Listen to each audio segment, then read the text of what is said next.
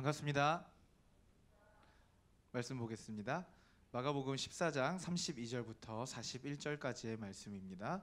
신약 성경 80페이지쯤에 있습니다. 마가복음 14장 32절부터 41절까지의 말씀, 저와 여러분이 한 절씩 교독하시도록 하겠습니다. 그들이 겟셋마네라 하는 곳에 이르매 예수께서 제자들에게 이르시되 내가 기도할 동안에 너희는 여기 앉아 있으라 하시고,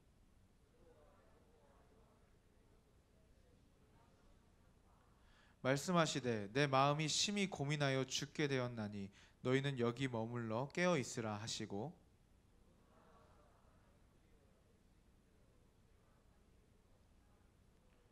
이르시되 아빠 아버지여, 아버지께서는 모든 것이 가능하오니 이 잔을 내게서 옮기시옵소서. 그러나 나의 원대로 마옵시고 아버지의 원대로 하옵소서 하시고,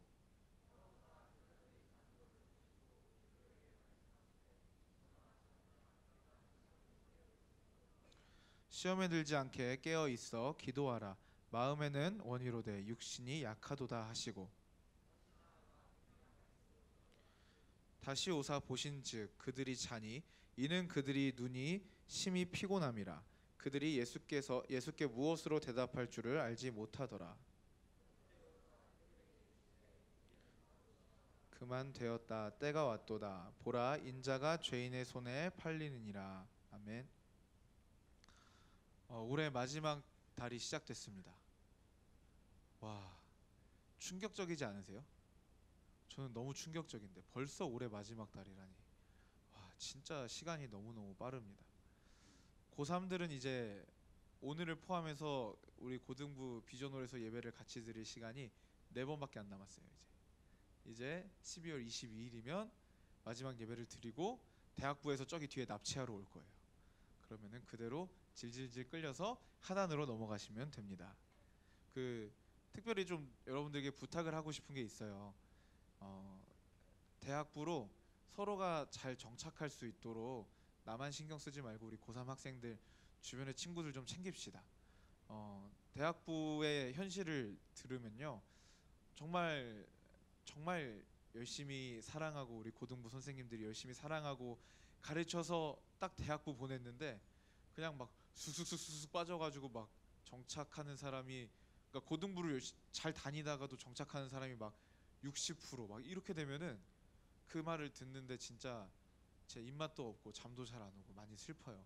그래가지고 여러분들 나만 대학부 잘 나가면 되지 이러지 마시고 주변에 대학부에 이 친구 꼭 정착시킬 수 있도록 데려가야겠다 이런 친구들 한 2명씩만 양손에 잡고 대학부 올라가 주시면 좋겠습니다. 그래서 12월 7일 이 돌아오는 주 토요일에요, 고3 리트릿이라는 것을 합니다.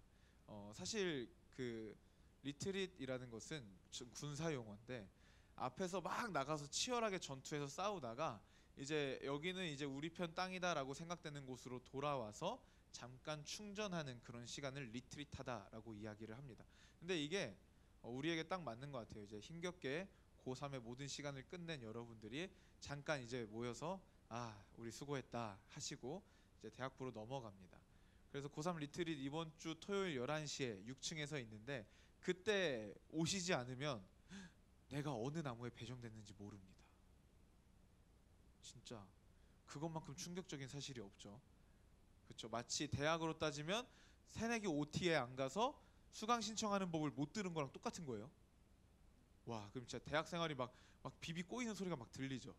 그래서 여러분들 리트릿 꼭 참석해 주시고 각 마을별로 리더들이 이제 조사를 할 겁니다.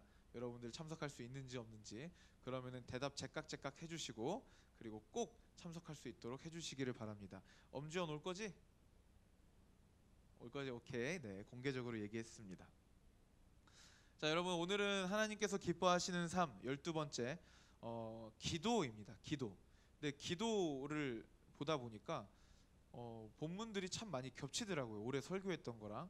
그래서 본문은 우리가 이번에 기도하는 바보가 되자 해가지고 겨울 수련회를 했었기 때문에 기도에 관한 부분은 오늘 한 번으로 생략을 하고 다음 주를 마지막으로 우리 마을 학교를 마치도록 하겠습니다. 자, 여러분, 마치는 마당에 여러분들 스스로에게 한번 돌아보시면 좋겠어요. 하나님을 닮아가는 삶을 살자, 이러면서 우리 예수 닮기를 막 찬양 부르면서 이번 학기를 열심히 달려왔는데 여러분들 뒤를 한번 돌아보십시오. 진짜 뒤를 돌아보는 게 아니고 이제 살아온 세월을 돌아보시면 여러분 예수님 좀 닮아진 것 같습니까? 네라고 한 명만 대답해 봅시다. 와, 세 명 정도 대답했네요. 예수님을 닮아진 것 같아요, 조금이라도? 근데 여러분 여기서 정말 자신 있게 네라고 대답할 수 있는 사람은 진짜 별로 없을 거예요. 만약에 여기서 자신 있게 대답할 수 있는 사람은요, 정말 이전의 삶이 너무 형편없던 거예요. 그래서 이제 좀 정상으로 돌아온 정도, 그 정도 됐을 겁니다. 자신 있게 대답할 수 있는 사람은 없겠죠. 그래서 우리 이번에 공과가 참 잘 짜여진 게 하나님을 기쁘시게 하나님을 닮아가는 삶, 맨 마지막 파트에 기도가 있다는 것은 굉장히 잘 만든 책이다라는 것을 우리가 알 수 있습니다. 여러분 한 가지 꼭 기억했으면 좋겠습니다. 하나님을 닮아가는 삶은 반드시 순종을 요구합니다. 그렇죠? 그렇겠죠? 당연히. 여러분 순종할 수 있는 힘은 어디서 올까요? 기도에서 옵니다. 순종할 수 있는 힘은 기도에서 옵니다.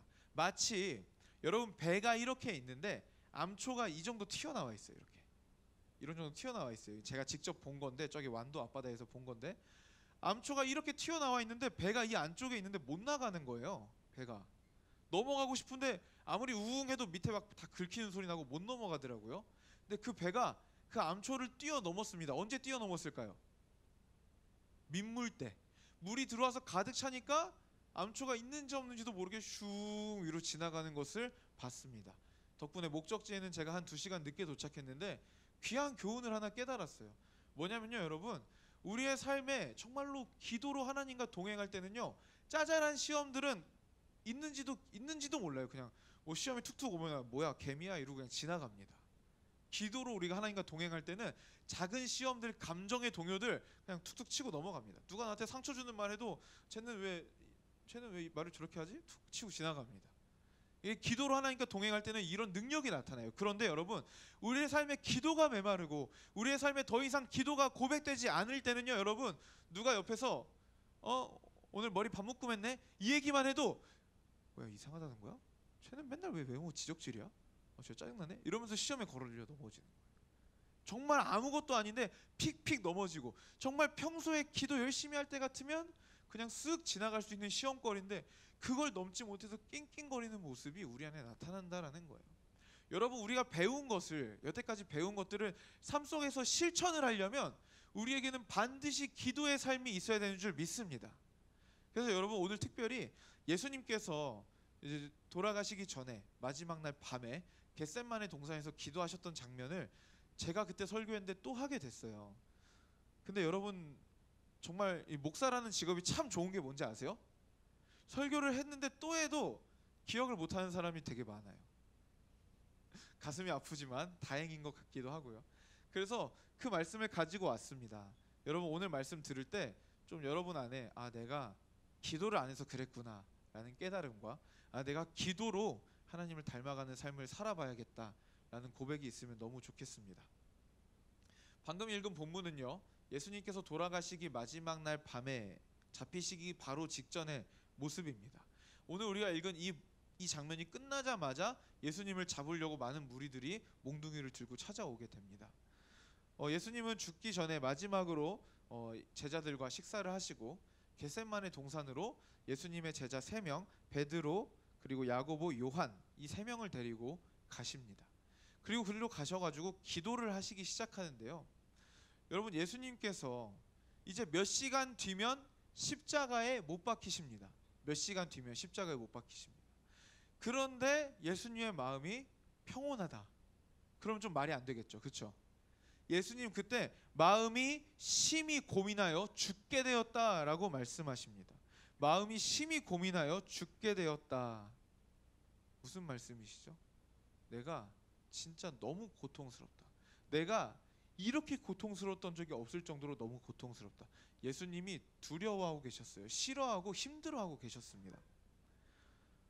그 어떤 풍랑에도 잠만 잘 주무시고, 그 어떤 병도 고치시고, 그 어떤 위협 앞에 눈 하나 깜짝하지 않으시던 그 위대하신 우리 예수님께서 그 바로 앞에 남아있는 이 십자가의 사건을 앞두시고 두려워하고 계시는 거예요.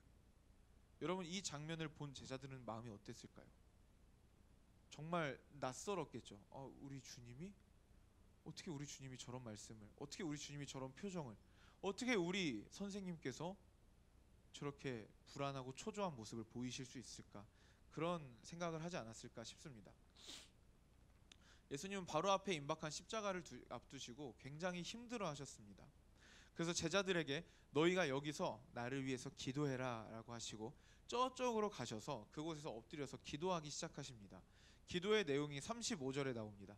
35절 한번 띄워주세요. 함께 읽어보겠습니다. 시작. 조금 나아가사 땅에 엎드려 될 수 있는 대로 이때가 자기에게 지나가기를 구하여.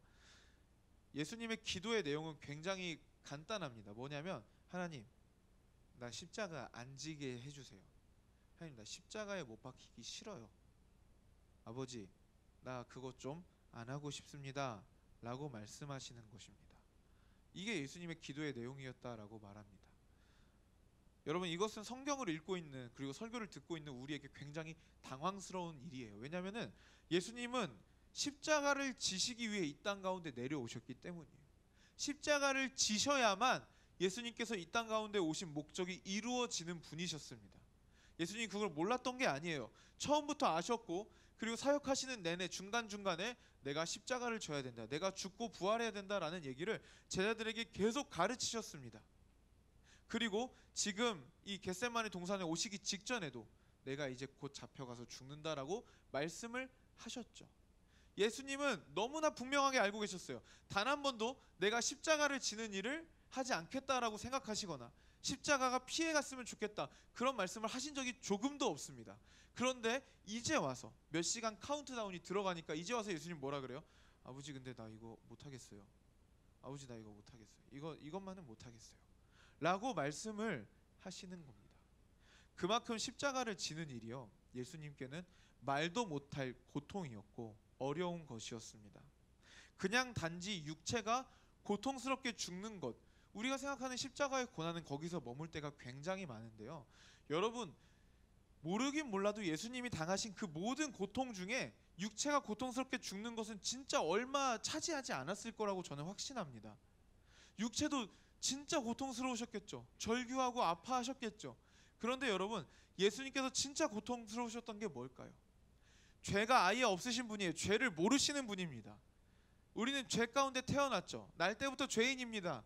그렇기 때문에 죄가 없는 그 상태가 뭔지 몰라요.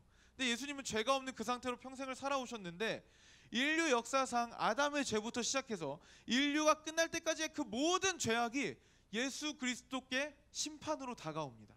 이 죄가 다 네가 지은 거야 하고 예수 그리스도께 전해집니다. 여러분, 이게 어떤 심정인지 우리는 도무지 이해할 수 없겠지만 예수님은 굉장히 고통스러우셨을 거예요. 그렇게 예수님은 모든 심판을 홀로 감당하시고 가장 고통스러우셨던 건 뭘까요? 엘리 엘리 라마 사박다니, 나의 하나님 나의 하나님 어찌하여 나를 버리시나이까. 예수님은 영원전부터 처음으로 유일하게 하나님의 등진 모습을 본 겁니다. 보게 되시는 거예요. 여러분, 삼위일체 하나님은 완전한 사랑과 완전한 희생과 서로에 대한 정말로 극진한 사랑과 헌신과 봉사로 똘똘 뭉치신 분이 삼위일체 하나님이십니다. 그런데 인류 역사상 처음으로 성부 하나님께서 성자 예수님께 등을 보이시고 외면해 버리시는 거예요. 그때만큼은 무서운 얼굴을 하시고 심판자의 모습으로 예수 그리스도를 경멸하며 노려보고 계시는 거예요. 예수님께는 이게 가장 고통스러운 일이셨습니다. 여러분, 예수님이 그러한 고통을 감내하셨기 때문에 우리가 이 자리 가운데 있는 거예요. 여러분, 십자가를 생각하실 때 다 안다고 생각하지 마세요. 절대로. 그 십자가의 그 고통, 그리고 예수 그리스도께서 십자가를 지신 그 사랑은요, 그 사랑의 크기는요, 우리가 아는 것보다 무조건 큽니다. 우리가 아는 것보다 무조건 더 깊습니다. 여러분, 평생 동안 십자가의 사랑과 그 의미를 더욱더 알아가기를 소망하시면 좋겠습니다. 예수님께 십자가 사건은 달리시면서 좀만 고생하자, 3일 뒤에 살아나니까, 이러고 가실 길이 아니었다는 거예요. 정말 모든 것을 다 순종하신 예수님, 그분께서 아버지 나 딱 하나 이것만 못하겠어요 말씀하실 정도로 고통스러운 일이었다라는 거예요. 그런데 다행히 예수님의 기도는요 이것으로 끝나지 않습니다. 36절 우리 함께 읽어볼까요? 시작. 이르시되 아빠 아버지여 아버지께서는 모든 것이 가능하오니 이 잔을 내게서 옮기시옵소서. 그러나 나의 원대로 마시옵고 아버지의 원대로 하옵소서 하시고, 한 번 더 예수님은 이 잔을 내게서 옮겨주십시오라고 이야기합니다. 십자가의 죽음을 의미하는 거죠. 십자가의 죽음을 피해가게 해주십시오라고 얘기하지만 결론은 뭐예요? 그러나 내 뜻대로 하지 마시고 아버지의 뜻대로 해주십시오라는 결론을 내리십니다. 그렇게 한참을 기도하시고 돌아와서 제자들을 봅니다. 제자들 뭐 하고 있었죠? 잤죠. 예수님은 깨우시고 날 위해 기도해라 말씀하시고 다시 가셔서 또 똑같이 기도하십니다. 또 돌아와서 제자들을 봤습니다. 뭐 하고 있죠? 잤죠. 또 깨우고 가십니다. 또 똑같이 기도하십니다. 또 와서 보니까 제자들이 뭐 하고 있어요? 자죠. 그쵸? 꼭 여러분 같죠? 눈 좀 떠봐요. 오늘 본문이 참 시험 기간을 앞두고 있는 여러분들과 묘하게 오버랩이 많이 됩니다. 눈 좀 떠보세요. 날 위해 1시간만 깨어 있으라. 네, 자죠. 예수님은 3번이나 같은 기도를 반복하십니다. 여러분 왜 예수님이 3번이나 같은 기도를 반복하셨을까요? 생각해 보신 적 있으세요? 그 3번이나 같은 기도를 반복하셨다는 것이 아버지 이 십자가가 비껴나가게 해주세요. 그러나 아버지 뜻대로 해주세요. 자냐? 일어나. 아버지 해주세요. 자냐? 일어나. 이렇게 하신 게 아니고요. 한참을 진짜 예수님께서 얼마나 오랫동안 기도하셨는지는 모르지만 얼마나 간절하게 부르짖으셨냐면요. 그때가 기온이 이제 영상 1도, 0도, 마이너스 1도 요 시즌이거든요. 이스라엘에서. 그런데 그렇게 쌀쌀한 날씨 속에도 예수님은 땀방울이 핏방울처럼 뚝뚝뚝뚝뚝뚝뚝뚝뚝뚝뚝뚝 떨어질 정도로 간절하게 기도하셨어요. 하늘에서는 천사가 내려와서 예수님의 기도를 돕습니다. 그 정도로 예수님은 한참 동안 간절히 기도를 하셨어요. 여러분 예수님이에요. 예수님이에요. 하나님의 뜻을 기본적으로 다 아시는 분이에요. 하나님과의 교제가 죄로 물든 우리와는 비교도 할 정도 없을 정도로 친밀하신 분이세요. 그분이 3번이나 한참 동안 아버지 하고 기도를 하셨습니다. 도대체 그 기도는 어떤 기도였길래 예수님께서 3회씩이나 최선을 다해서 혼신의 힘을 다해서 기도를 하셔야만 했었을까요? 기도의 내용을 보아하니 적어도 아버지 십자가 지지 않게 해주세요. 하나님 당신이 이기나 내가 이기나 봅시다. 나 십자가 안 지게 해줄 때까지 내가 기도할 거예요. 이렇게 하나님과 대결하는 기도는 아니었던 것 같죠? 그쵸? 그렇잖아요? 네, 대결하는 기도, 하나님의 뜻을 바꾸려는 기도는 아니었어요. 예수님의 기도는 어떤 기도였냐면 그러나 나의 뜻대로 하지 마옵시고 아버지의 뜻대로 하여 주시옵소서 라는 기도. 즉 하나님의 뜻에 내 뜻이 부합될 때까지, 하나님의 뜻에 순종할 수 있는 마음이 생길 때까지, 하나님의 뜻에 순종할 수 있는 능력이 부어질 때까지 했던 그 기도, 그게 바로 예수님의 기도였습니다. 그냥 뭐 주세요, 내가 원하는 걸 해주세요 하는 기도가 아니라 이 장면에서 예수님의 기도는 뭐냐면 하나님의 뜻에 순종하기 위해서 그토록 간절하게 뜨겁게 기도를 하셨다라는 겁니다. 여러분 예수님께서 이렇게 죽을 힘을 다해 기도하신 이유는 순종하기 위함입니다. 이렇게만 설교하면 여러분들이 하나님 앞에 나의 소원을 간구하는 것 자체를 안 할까봐, 이거 나쁜 거구나 생각할까봐 조금 첨언을 하자면요, 여러분 성경에 보면 하나님의 뜻이 분명하게 나온 것들이 있습니다. 그렇죠? 여러분 친구랑 싸웠어요. 하나님의 뜻은 뭐예요? 화해하는 거죠. 그렇지 않나요? 친구랑 싸우면 화해해야 되잖아요. 그렇지? 자, 용서할 수 없는 사람이 와서 용서를 구했어요. 하나님의 뜻은 뭐예요? 용서하는 거죠. 내가 뭘 훔쳐왔어요. 하나님의 뜻은 뭐예요? 돌려드리고 배상하고 죄값을 치러야 되면 죄값을 치러야 되고, 그거죠. 완전 여러분들 성경 박사인데요? 하나님의 뜻을 어떻게 잘 알지? 이렇게 명확하게 하나님의 뜻이 드러난 경우에는요, 우리가 할 기도는 하나예요. 뭐요? 순종하기 위한 기도. 순종을 할 수 있는 힘과 능력을 달라는 기도. 순종할 수 있는 마음을 부어달라는 기도예요. 무슨 말인지 이해가 됐어요? 하나님의 뜻이 명확하게, 누가 봐도 명확하게 드러난 경우에는 우리가 할 기도는 하나님 순종할 힘을 주세요, 순종할 마음을 주세요, 능력을 주세요 라는 것이 바로 우리가 해야 될 마땅한 기도입니다. 그런데 여러분, 예를 들어서 내가 가고 싶은 대학은 A예요. 그리고 B, C, D 이렇게 다 했어요. 대학 발표를 기다리고 있습니다. 그때 우리는 어떤 기도를 해야 될까요?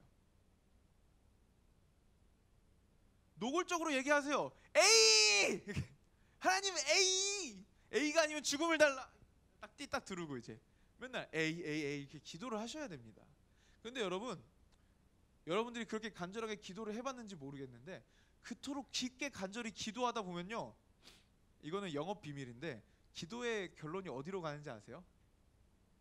하나님만 있으면 괜찮아요로 끝납니다. 여러분들이 기도를 진짜 깊게 해보잖아요. 지금 선생님들은 다 웃고 계세요. 왜냐면 다 당했거든. 다 당해봤거든요. 그래서 여러분, 이렇게 나의 소원을 하나님께 막 간절히 구하다 보잖아요. 그러면은 진짜 그 간절한 기도의 끝은 하나님 한 분으로 충분합니다. 주님 뜻대로 나를 인도하여 주십시오 라는 기도로 바뀝니다. 여러분, 하나님이 우리가 원하는 대로 안 들어주시는 분이 아니라, 하나님은 우리가 간구할 때 간구를 하기를 원하세요. 우리가 원하는 것들을 구하기를 원하세요. 그러나 그것들을 계속 구하다가 하나님과 교제하다 보면 우리의 마음 가운데, 내게 주신 가장 큰 선물은 하나님 당신이구나 라는 결론을 내리게 된다라는 것입니다. 자, 정리해 봅시다. 자, 여러분, 친구랑 싸웠을 때는 어떤 기도를 해야 된다고요? 화해할 수 있는 마음을 주세요. 도저히 꼴도 보기 싫은데 하나님 친구를 긍휼히 여길 수 있는 마음을 주세요라는 기도를 해야 되는 거예요. 순종하기 위한 기도를 해야 됩니다. 자, 여러분, 여러분들이 진짜 원하는 게 있어요. 그럼 어떻게 기도해야 돼요? 주세요. 인도해 주세요. 주세요. 그런 기도를 해야 됩니다. 자, 이해되셨어요? 넘어가겠습니다. 예수님께서는 순종하기 위한 기도를 그토록 간절히 하셨습니다. 그런데 여러분, 오늘 본문에 보면은 예수님과 굉장히 대조적으로 등장하는 인물들이 있죠. 누구죠? 3명의 제자들. 여러분, 이 3명의 제자들이 누구라고요? 베드로, 야고보, 요한. 여러분, 베드로, 야고보, 요한을 처음 들어본 사람은 없죠. 그러니까 제자들 중에서 예수님이 예전에 엘리야랑 막 모세랑 만났던 변화산 사건 아시죠, 여러분? 아시죠? 대충 아시죠? 감이 있죠? 그때도 3명 데려가셨거든요. 그러니까 예수님이 70인의 제자 그룹이 있고, 그리고 따르는 어마어마한 무리들이 있고, 그 70인의 제자 그룹들 중에서 12제자가 있고, 그 그룹들 중에서도 진짜 핵심 코어 멤버가 3명인 거예요. 이 3명은 예수님께서 부활하시고 승천하신 이후에 초대교회를 이끌고 나가는 기둥 같은 존재들입니다. 진짜로. 근데 여러분, 이 3명의 기둥 같은 존재들에 대해서 부정적인 이야기를 쓰는 게 교회 입장에선 좋아요, 안 좋아요? 안 좋아요. 이분들은 최대한 흉을 가려줘야 됩니다. 이렇게 가려줘야 돼요. 그게 덕을 세우기 참 좋아요. 그런데 이 성경을 기록한 사람들은 이 이야기를 다 써버려요. 얘네 잣대요, 3번 잣대요, 다 적어요. 여러분, 이것은요, 이 부분을 통해서 성령께서 우리에게 하실 말씀이 있기 때문에 반드시 등장을 시켜야만 되기 때문에 이 3명이 등장한 거라고 여러분들 이해가 가세요? 자, 그럼 이 3명이 도대체 왜 등장하여야 하는가, 여러분 한번 생각을 해봅시다. 자, 이 3명과 함께 있는 사람 누구죠? 예수님 어떻게 하시죠? 순종하기 위해서 자신의 본능과 욕구를 저버리고 부인하고 하나님 뜻에 순종하기 위해서 죽기 살기로 기도하고 계시죠. 자, 그런데 이 3명의 그룹은 뭐 하고 있죠? 자신의 욕구에 져서 자고 있죠. 어떻게 비교가 되는지 이해가 되세요? 자, 예수님은 자신의 욕구, 욕망, 자신의 소원과 싸워서 이기기 위해서 죽기 살기로 기도하셔서 그것을 이겨내셨죠. 이 제자들은 자신의 욕구, 욕망, 육체적인 욕망 이기지 못해서 그대로 자고 있습니다. 여러분, 이 두 그룹의 비교를 통해서 오늘 본문은 우리에게 말씀하고 있는 것입니다. 예수님이 없는 인간의 운명, 예수님이 없는 인간의 본래의 모습을 제자들이 나타내고 있고, 이제 예수 그리스도로 인해서 새롭게 거듭난 하나님의 자녀들의 운명을 예수님께서 보여주고 계시는 것입니다. 여기서 예수님께서 제자들을 보시고 뭐라고 하죠? 시험에 들지 않게 기도해라. 시험에 들지 않게 기도하세요, 여러분. 시험 기간이니까 특별히 더 기도를 많이 해야 됩니다. 시험에 들지 않게 기도해라. 너희가 마음은 원이로되 육신이 약하도다 라고 말하고 있어요. 저기 뒤에 저희 육신이 약한 친구들 좀 깨워. 그지? 자, 육신이 약한 친구들 시험 공부 많이 했구나. 자, 여러분 여기서 마음은 원이로되 육신이 약하도다 이 말 뜻이요. 여러분 어떤 말 뜻일까요? 막 면역력이 약해서 환절기마다 감기를 걸리는구나. 아니면은 너희는 하루에 8시간 밖에서 외출하고 오면은 하루 종일 뻗어 있구나. 체력이 약하구나. 이런 말일까요? 아니에요. 이거는 정리하고 요약하자면 시험에 약하다. 시험에 약하다라는 의미입니다.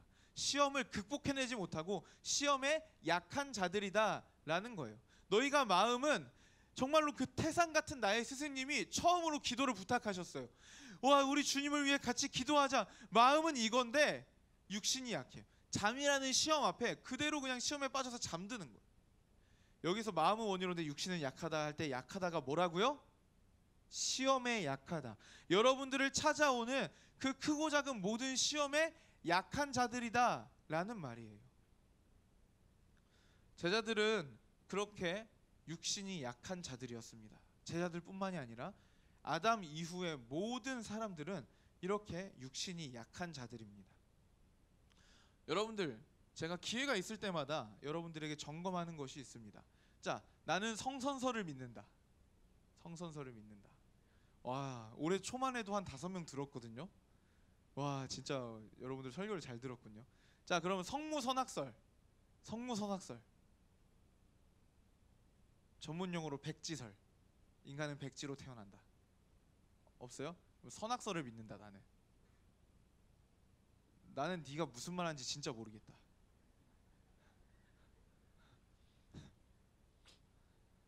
이렇게 호응이 없어서야. 자, 여러분 성경이 말하고 있는 것은 선악설이에요. 선악설. 아담의 이후로 모든 인류는 아담의 범죄로 인해서 본성의 오염과 부패를 물려받습니다. 그래서 아담 이후로 모든 인류는 범죄한 본성을 가지고 태어나요. 여러분들 이거를 아닌데 이렇게 생각하실 수 있어요. 근데 여러분들이 아닌데 라고 생각하는 그 마음을 여러분들이 결혼을 하고 자녀가 생기는 순간 여러분들은 인간은 선악설이 맞구나라는 걸 깨닫게 됩니다. 자녀들은 악한 존재예요. 아기들은 악합니다. 진짜 제 딸이 요즘, 제 딸 없죠 지금? 오늘 안 오기로 했어요. 제 딸이 요즘 말을 진짜 잘해요. 말 다 알아듣거든요. 그런데 이래요. 하나 이제 양치하고 치카치카하고 자자 그러면요 그냥 장난감 갖고 놉니다. 못 들은 척합니다. 못 들은 척합니다. 계속 못 들은 척합니다. 하나 치카치카하고 자자 그러면은 못 알아들은 척해요. 그 다음에 응? 응? 못 알아들은 척을 해요. 아니 거짓말을 누가 가르쳤냐고요 도대체. 거짓말을 누가 가르쳤어요 걔한테? 목사한테 가르쳤겠어요? 제 아내가 가르쳤겠습니까? 어린이집에서 가르쳤을까요? 엄마가 치카치카 하자고 할 때는 모르는 척 순진한 눈으로 쳐다봐요. 이런 거 가르쳤을까요? 안 가르쳤겠죠? 안 가르친단 말이에요. 아무도 죄를 가르친 적이 없는데 죄를 지어요. 아무도 죄를 가르친 적이 없는데 엄마한테 짜증을 내요. 제가 집에서 아내한테 짜증 안 내거든요. 짜증내는 장면을 애가 보고 자랄 환경이 아니에요. 근데 엄마한테 짜증을 내요. 막 치즈 주라고 막 이러고. 저랑 아내랑 둘 다 상처받아가지고 아니 어떻게 엄마한테 그렇게 할 수가 있지? 너무 상처받고 막 그래요. 날 때부터 죄인입니다. 그리고 여러분 인간이 날 때부터 죄인이 아니면요. 자, 여러분들 지금 공교육의 정점에 달해 있죠. 공교육의 정점에 달해 있죠. 이제 끝나는 친구들도 있고. 여러분 공교육을 배우면서 나한테 잘못한 사람이 있으면 의자를 들어서 머리를 찍어버려라 이런 얘기 들으신 적 있으세요? 이런 가르침 받으신 적 있으세요? 없죠? 학교에서 뭐라고 가르쳐요? 나를 괴롭히는 사람이 있으면 뭐 어떻게 하랴? 선생님한테 찾아와라. 때리지 마라. 이렇게 가르치죠. 싸우지 마라 가르치죠. 싸움을 조장하는 가르침을 받아보신 적이 있습니까? 아니면 여러분 인류 역사를 통해서 싸움을 조장하는 가르침을 하는 학교를 보신 적이 있습니까? 무관학교 말고. 없죠? 인류 역사상 모든 가르침은 선을 가르칩니다. 모든 가르침은요, 선하게 살 것, 남을 이롭게 할 것, 이런 것들을 가르칩니다. 근데 여러분, 인류의 도덕성 지금 어떻게 가고 있나요? 어떻게 가고 있나요? 완전 추락하고 있어요, 여러분. 물론 기술과 정보의 발달로 인해서 그런 걸 수도 있는데, 여러분, 계속 선을 가르치고 교육을 했으면 여러분, 인류의 도덕성이 점점 선한 길로 가야 되는 게 맞죠. 근데 인간은 본래 악한 존재입니다. 악함에 누가 가르치지 않아도 끌리게 돼 있어요. 이게 바로 육신이 약한 자들이다 라는 의미입니다. 자, 여러분, 그렇게 육신이 약하여서 죽을 수밖에 없는 자들을 위해서 예수님께서 오셨습니다. 오셔서 예수님은 인류 역사상 최초로, 아담은 선악과를 보고 욕구에 져서 그 선악과를 따먹었지만 예수님은 그 욕구를 기도하심으로 이겨내셔서 다시금 인류에게 희망의 빛을, 생명의 빛을 선사해 주신 것입니다. 여러분, 갈라디아서에 이런 말씀이 있습니다. 육체의 소욕은 성령을 거스르고 성령은 육체를 거스르나니 이 둘이 서로 대적하므로 너희가 원하는 것을 하지 못하게 하려 함이라. 이런 말씀이 있습니다. 여러분, 그럼 여러분들은 이제 거듭났으니까 육체의 욕구를 따라가지 않죠? 육체의 욕구를 따라가지 않죠. 감정대로 결정하지 않죠. 하나님의 뜻대로 살죠, 그렇죠? 아니요라고 대답해, 이것들아. 네, 아닙니다. 여러분, 우리가 거듭났어도, 우리가 다시 예수 그리스도를 믿었어도 여전히 우리가 육체를 입고 있기 때문에 이 육체의 연약함은 여전히 우리에게 죄에 끌리도록, 정말로 죄의 매력을 느끼도록, 죄의 쾌락을 느끼도록 우리를 끌고 갑니다.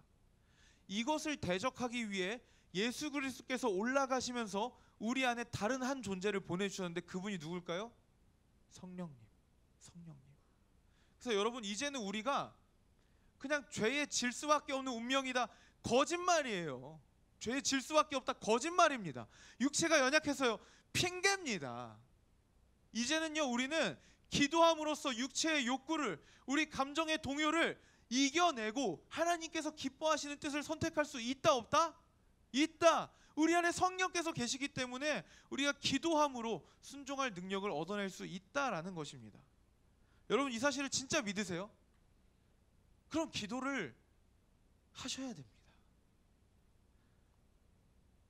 오늘 우리가 읽은 본문은요, 예수님의 순종과 제자들의 한계를 동시에 보여주심으로써 하나님께 순종하고 선을 행하고 싶어도 육체가 연약하여 그렇게 하지 못하는 인류의 비참함과 동시에 죽기 살기로 순종하셔서 생명의 길, 순종의 길을 여신 예수님을 대조적으로 보여줍니다.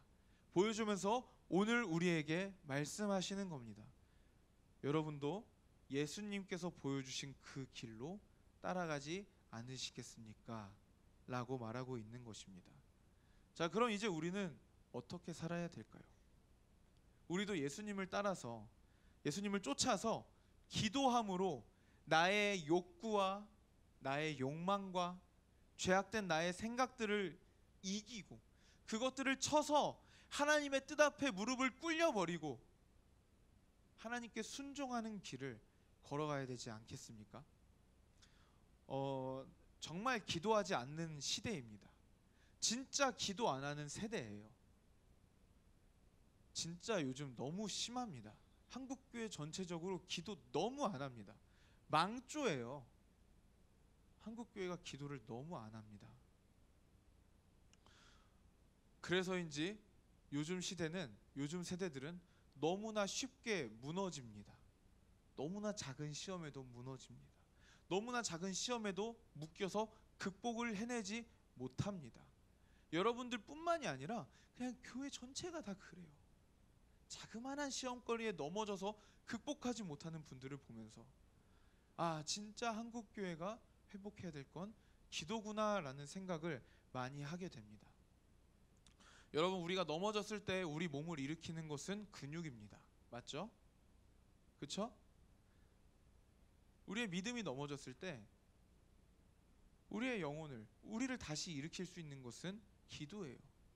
우리의 근육은 기도라는 거예요. 기도하지 않고는 시험을 이길 길이 없습니다.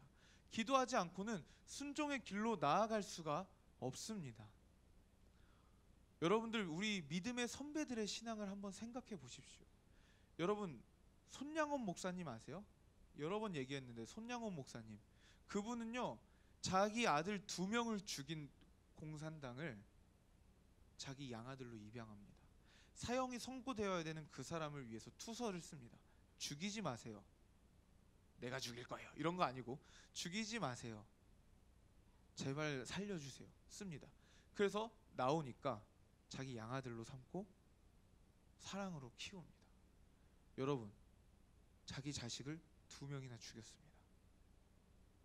근데 그 사람을 죽이지 마세요. 내가 죽일 거니까 이런 것도 아니고, 양아들로 삼고 예수 그리스도를 전하고 복음의 길을 열어주고 새로운 삶을 허락한 그 손양원 목사님.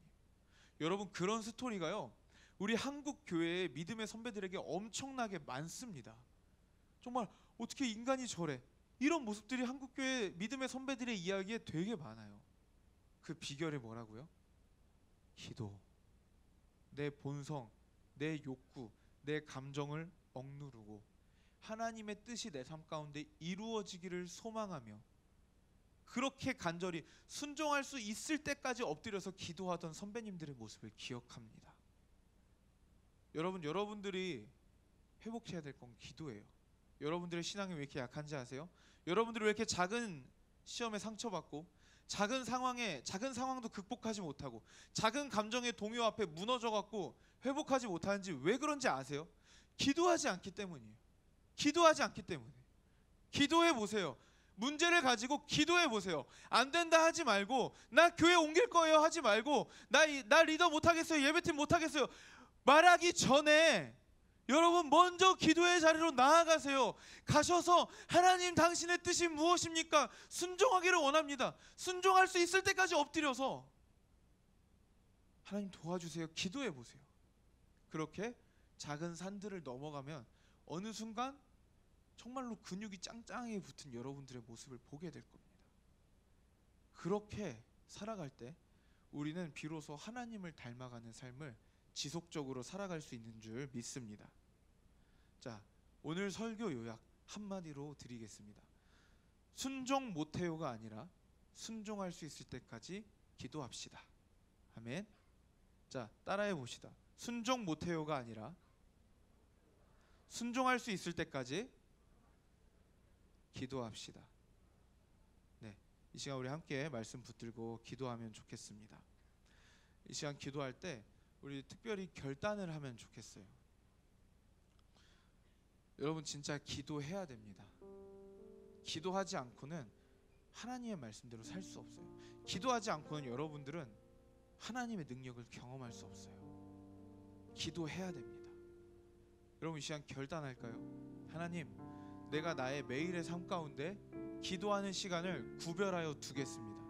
여러분, 가능하면 지금 좀 구체적인 시간까지 마음속으로 결단하세요. 야자 끝나고 오면은 11시고, 씻고 이제 방에 들어오면 11시 반이고, 그럼 나는 11시 반부터 12시까지 기도하겠습니다.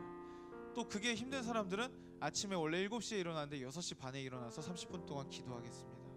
자, 우리 구체적인 시간들까지 우리 같이 결단하면 좋겠습니다.